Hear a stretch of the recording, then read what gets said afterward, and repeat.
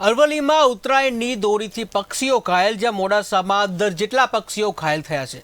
તો કરુણા animal ambulance 1962ની કામગીરી કે જ્યાં દયા ફાઉન્ડેશન અને વન વિભાગની ટીમ દ્વારા સારવાર, તો રેન્જ ફોરેસ્ટની જે કચેરીએ ઘાયલ પક્ષીઓને સારવાર કે જ્યાં ટીમને કોલ મળતા જ ઘાયલ પક્ષીને રેસ્ક્યુ કરી સારવાર કરવામાં આવી હતી. તો ઘાયલ થનાર પક્ષીઓને કબૂતરની સંખ્યા સૌથી વધુ જોવા મળી.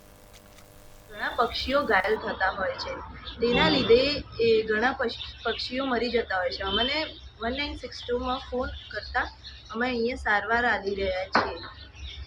અહીંયા ફોરેસ્ટ ઓફિસમાં ફોરેસ્ટ ડિપાર્ટમેન્ટ, દયા ફાઉન્ડેશન અને 1962 કરુણા એનિમલ એમ્બ્યુલન્સ ખાતે અહીંયા ઘણા પક્ષીઓની સારવાર આપી રહી છે.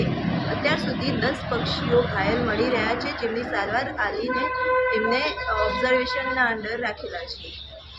અત્યારે હજી પણ ચાલુ છે પક્ષીઓ આવવાના. તો અમારી બધાને એ પ્રાર્થના છે કે જે પણ પક્ષી મળે એમને ફોન કરીને મદદ માટે મોકલજો. ઘણા પક્ષી